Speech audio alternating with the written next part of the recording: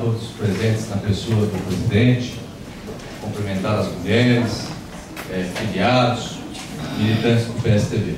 Bom, antes de qualquer coisa, eu quero esclarecer que apenas, não só essa lei que foi sancionada agora, semana passada, pela Presidência da República, mas em especial uma mini-reforma de 2013, será aplicada também nas eleições de 2016. Portanto, nós teremos duas mini-reformas. A primeira dela é a Lei 12.891 de 2013. Nós já falamos sobre esse tema, que foi a lei que proibiu o uso de cavaletes para as eleições, mas que não foi aplicada nas eleições de 2014, em respeito ao princípio da anualidade. Este princípio rege no sentido de que todas as regras que sejam alteradas dentro do ano eleitoral não poderão ser aplicadas para as eleições próximas vindouras. Esta mini-reforma, ela foi publicada em dezembro de 2013, razão pela qual não foi aplicada para as eleições de 2014. Então, além dessa lei 12.891 de 2013, nós temos também esta nova mini-reforma eleitoral que foi sancionada agora semana passada, que é a nova mini-reforma para a aplicação de 2015, 13.165 de 2015. Muito bem, eu destaco aqui as principais modificações, tá? O texto é absolutamente extenso, em especial se considerarmos as duas modificações inseridas para as eleições de 2016. Em palestra agora na Assembleia, eu até brinquei que o nosso legislador, ele costuma aplicar essas mudanças, em especial para as eleições municipais. E é verdade, o Congresso tem debatido esse assunto. Olha, vamos proibir o financiamento privado de pessoas jurídicas. Se não der certo, nós voltamos com esse tema para as eleições estaduais, deputado, governador, presidente da República, etc. Ok? Então, muito bem. Destaco aqui as principais modificações. Primeira delas, em relação à data das convenções partidárias.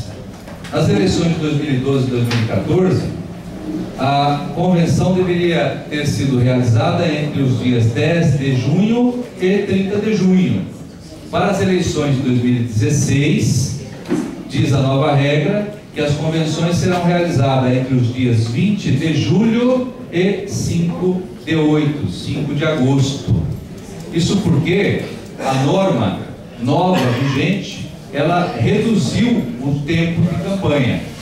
A tese é para que haja também redução do gasto que é aplicado nas eleições. Muito bem. Houve uma redução também, uma das mais importantes, em relação ao prazo de filiação que é exigido para aqueles que pretendam postular o mandato popular. Aqui uma observação importante: nós estivemos falando com o Jurídico Nacional semana passada.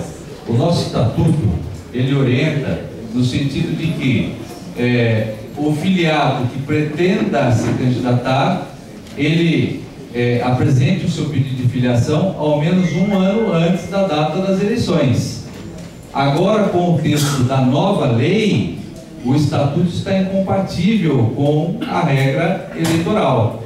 Portanto, haverá uma mudança pelo órgão nacional nos próximos dias. Eles organizarão uma convenção para adaptar o texto do estatuto à nova lei eleitoral, que passou a estipular, a exigir, não 12 meses, mas agora 6 meses para que o cidadão possa postular o mandato popular. Muito bem. Uma outra mudança refere-se à comunicação quando da desfiliação partidária. A regra anterior, ela orientava que o cidadão que pretendesse se desfiliar de um partido, ele deveria comunicar inicialmente o partido político, protocolando uma correspondência. De posse desse protocolo, comunicar o juiz eleitoral da sua circunscrição, na zona eleitoral. Portanto, duas providências. A nova regra, ela prevê apenas uma. Basta que o filiado a este partido, que pretenda se desfiliar, comunique apenas o juiz. O porquê? Eu gosto de explicar o porquê, a exposição dos motivos da norma. Porque acontecia que muitos partidos que não pretendiam ver os seus filiados se afastando de suas fileiras, eles deixavam de baixar do sistema FiliWeb a informação de filiação, justamente para gerar a chamada duplicidade. E pela regra antiga, a duplicidade cancelava as duas filiações. E muitos candidatos ficavam de fora, em razão do cancelamento. Agora não. Além da necessidade da informação formalizada apenas ao juiz eleitoral, a regra diz o seguinte: havendo duplicidade de filiação, será validada a última, que é o que acontecia há muitos anos atrás, uma regra antiga que voltou a funcionar. Menino, dentro desse sistema, e o juiz é obrigado a comunicar o partido ou não? Não. Na verdade, o juiz não comunica o partido, ele não é obrigado. O porquê que o legislador ele previu a comunicação ao partido? Para tratar da questão da fidelidade partidária. Porque o juiz, ao verificar que o cidadão exerce mandato, ele é obrigado a encaminhar ao promotor para verificar se é o caso não da propositura de uma ação por atos de infidelidade partidária. Então, mas o juiz não é obrigado a comunicar o partido. Porque você vai ter gente cidadão e o partido não vai saber. Vai. E na sequência vai gerar duplicidade, né? Não era obrigado a mandar para o partido? Era, mudou. Não, era na lei antiga. Por que não avisar o partido? Qual é a dificuldade? O cara mandar carta para o juiz e para o partido. Perfeito. A nossa orientação, estudou-se recentemente o Vadim do PP. A nossa orientação para ele é o seguinte: olha, comunica o partido, comunica o juiz eleitoral. Porque pode ser que configure a duplicidade. Isso foi votado. Foi votado. A lei poderia. Não, poderia, mas o texto aprovado, ele exige somente o comunicado ao juiz eleitoral. Bom, o terceiro item é a famosa janela de desfiliação para quem exerce mandato político partidário. Muito bem. Para quem não conhece um pouco da questão da fidelidade partidária, em 2007, o TSE editou uma resolução que disciplinava as hipóteses de justa causa para que o mandato deixasse o partido político pelo qual fosse eleito, levando consigo o mandato para o partido de destino. Ok? Então, à época, a resolução dizia que considera-se justa causa para a desfiliação, primeiro, desde que ele vá para um partido novo; segundo, se o partido de origem se fundir com um partido ou outro qualquer, ele poderia se desfiliar e encaminhar-se para um partido C.